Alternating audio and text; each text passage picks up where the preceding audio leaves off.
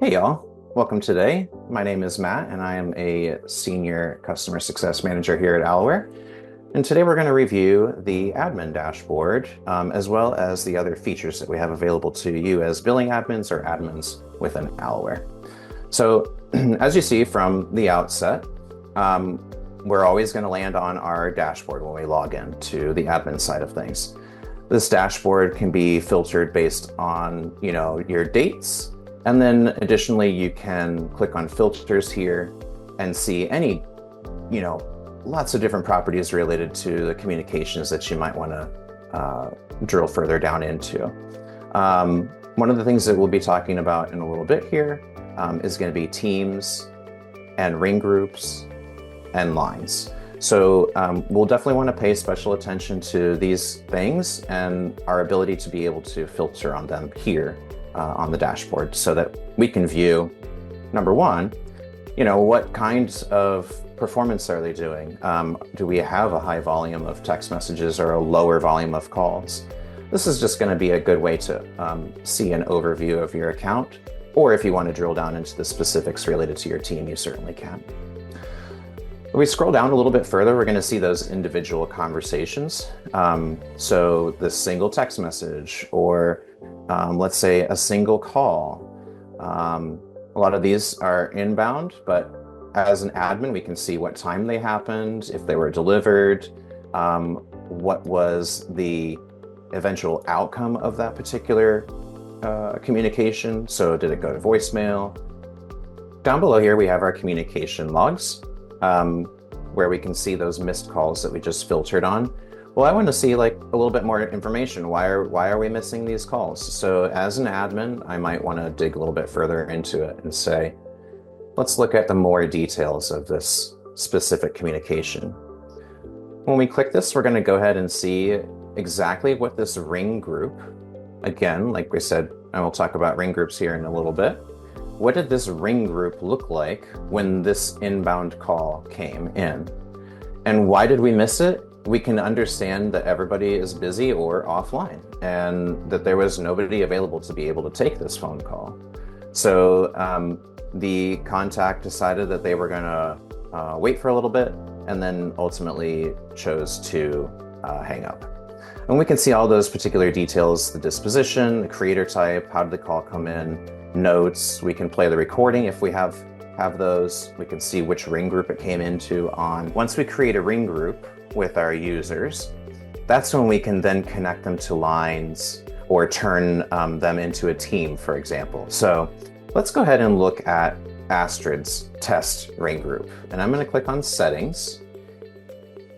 And here we can see where within our ring group layers, we can add users from our team. If we want to, we can convert them into a team so that later on down the line, we can do better data reporting through our reporting feature.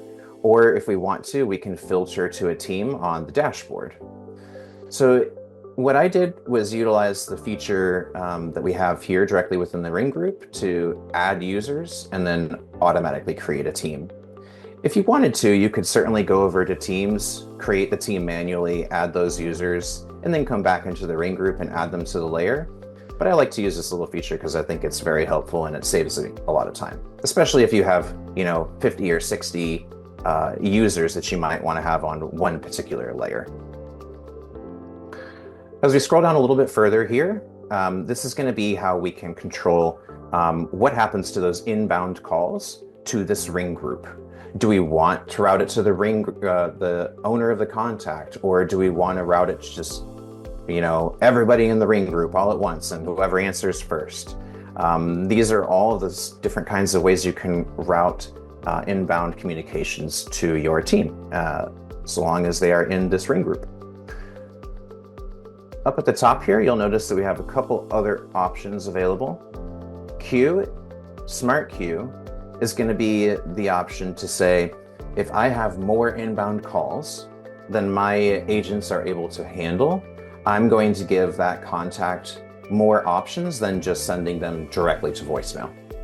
They would be able to press 1 if they wanted to leave a voicemail, or maybe they want to just wait in the queue, If they wait in the queue and an agent becomes available, then that call will be routed to the first available agent. You can adjust how many times they hear the prompts, which are offer handled by text, or the voicemail option, a callback option, etc.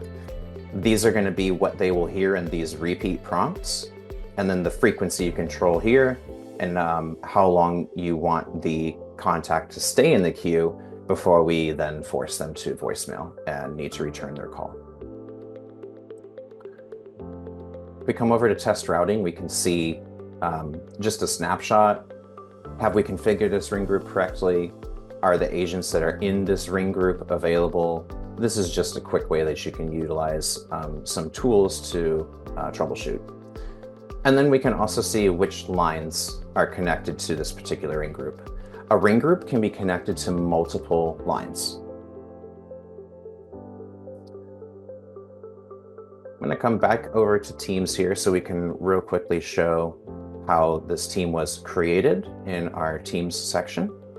And if we want to, we could go ahead and click on it and add additional users.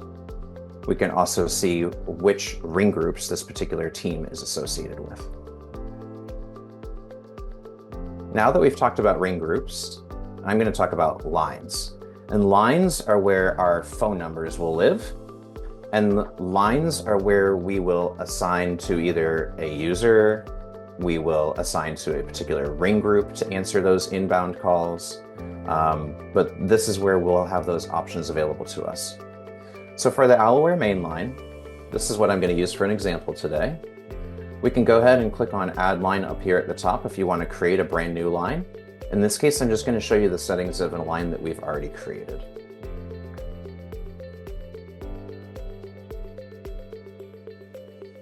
The first tab that you'll see is on the General, and this is going to be your basic settings, your name, description, whether or not we want to prohibit or prevent our agents from text messaging from this line. We could mark it as calling only, so then we would prevent text messages from going out.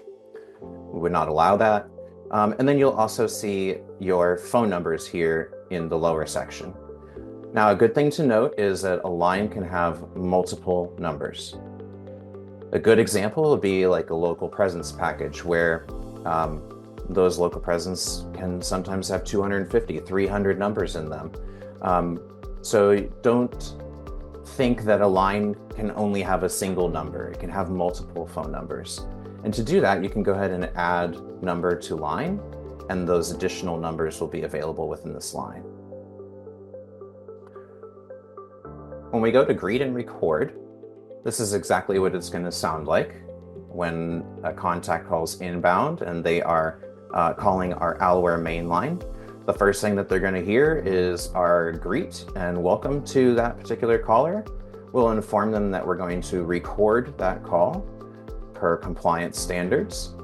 And then we're also going to go ahead and check if we have appropriate operating hours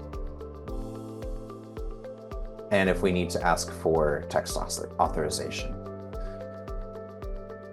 The other thing that we can do from our lines is determine who those calls are going to be going to when they come into that line.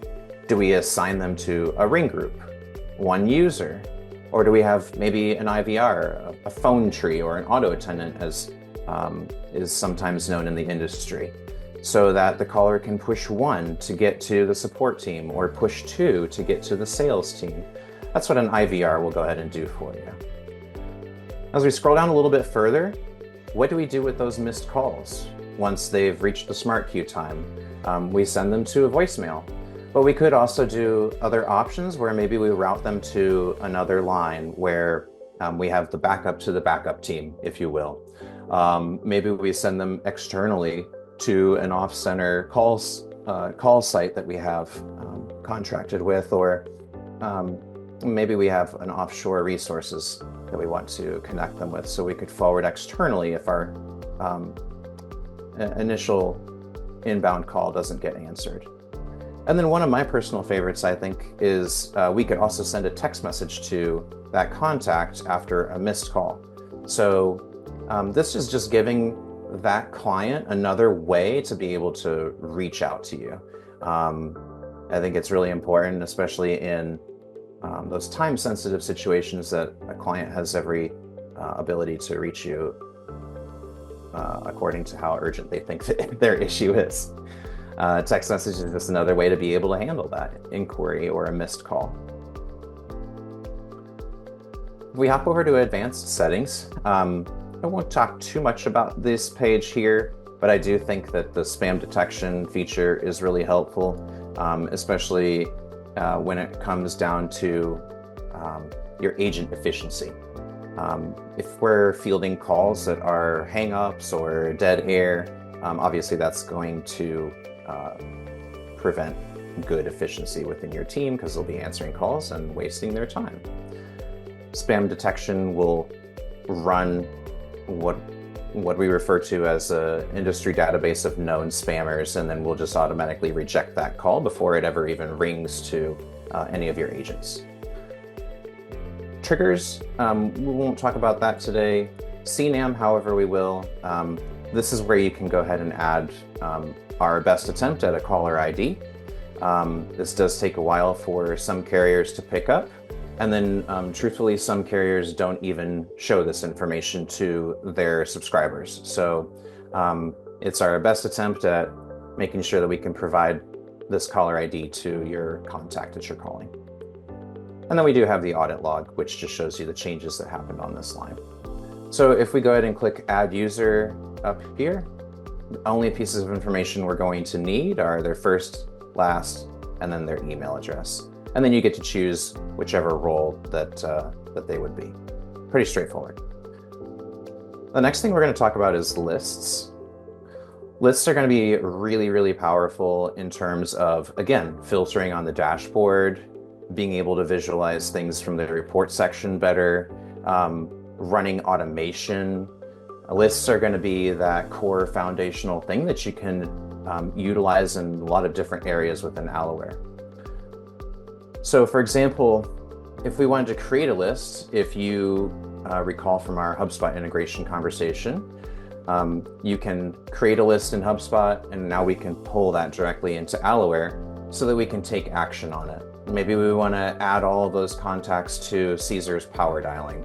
Maybe we want to enroll those contacts on this list into a sequence that we have that sends a text message and then adds the contact to one of our sales team's power dialer queue. There are different automations that we can do, but the core and the crux of it is that lists are a really powerful tool, and that you should definitely familiarize yourself with them. As we get further down, we do have some more advanced features with regard to our Allo AI text bot, our Allo AI voice bot, and then our voice analytics, which would be what we refer to internally as smart transcription. Smart transcription is a really great feature. Our X-Pro clients get 5,000 minutes included with their subscription each month. And what the smart transcription does is transcribe calls within a certain time frame. You get to set the bounds of that, of course, within the settings. But then we'll go ahead and show you what of those conversations. Let's look at one of Caesar's, actually. So when we're looking at the transcription for this conversation, we can see who is speaking. So most of the beginning part of this conversation is just Caesar having probably telling Kevin, like, hey, this is what we can offer you. And then if we want to, we can skip to certain sections of that transcription by clicking a button, and it'll take us right here. We can scroll down, scroll up if we want to see more. And then we get our categories that are assigned by just AI, highlights, etc. Broadcasts are where you can do a bulk SMS message to a list of contacts. Sequences are where you can enroll a list, or let's say, for example, you might have a trigger for a sequence that would put a contact through a specific linear steps. So in this case, this particular sequence is just add to Emily's power dialer. But maybe we want to add to the power dialer and send a text message, or maybe we want to add them to a list so that we can do different automation down the line. All different types of things that you can do with sequences. We'll hop over to reports now. So I think a good analogy would be, a support team, or a sales team. So sales team A is selling one product and sales team B is selling the same product. But let's say we want to compare them. Are they doing something different? How can we assume, or how can we determine which approach to selling that product is the best? And we can do that by visualizing the metrics and splitting it out into teams so that we can A/B test, if you will. This gives us a quick overview, but what it does also is allow us to see them across each other. So of our sales team, Danny, Santiago, Cesar, Gloria, how many calls are they making? How many of those calls are over 2 minutes? And keeping in mind, this is just data for today, it looks to me like Danny is doing a lot of work. So these are the ways that we can keep our finger on how productive our teams are being. And we can also pull out outliers. For example, if someone's underperforming, we have the opportunity to visualize that data here. We can also see how much talk time they have, how many text messages they've been sending, etc. And again, this is all really helpful because we can group these users into a team, irrespective of if they're assigned to a ring group. But what we are able to see is, again, their performance. If we click on integrations, this is where we're going to be able to see all the integrations that Aloware has an integration for. Our primary one and first class, of course, being HubSpot, but as you can tell, we do integrate with quite a few other solutions. We also have our APIs up at the top here. So if you have a more technical team that can do some of these things for you, these APIs are available for them as well. And last but not least, we'll hop over to account. And this is where you're going to be able to set the general account settings, time zone. Maybe we want to ensure that certain agents don't have access to particular contacts, or maybe we want to see what our usage is on a day-to-day basis. Usage in this case would be like sending a text message, and the carriers charge a fee when we send a text message. So let's look and see what those kinds of metrics are. Reporting settings, all these, awesome account settings that you'll need to ensure that your team can operate efficiently. Last thing that I'll talk about today is compliance tab here. And the reason I'm going to talk about this specifically is that this is a really important, actually I shouldn't say really important, it's a required part of onboarding with Aloware, is that you need to have your business registration and your A2P brand approved by the major carriers. What that process entails is entering, your EIN number, what your business registration information is for tax purposes with the government. Then what we get when we submit this information is an A2P brand score. And the brand score is what dictates, for example, maybe we can send a lot of text messages versus a smaller amount of text messages. The A2P brand score is basically your brand reputation to the carriers, and that's the number that they use to judge what kind of brand you are.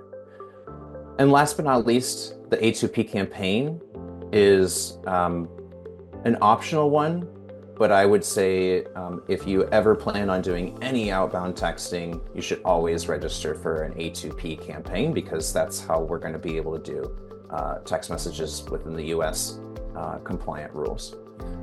I'll wrap up our demo today. Thank you all for your attention.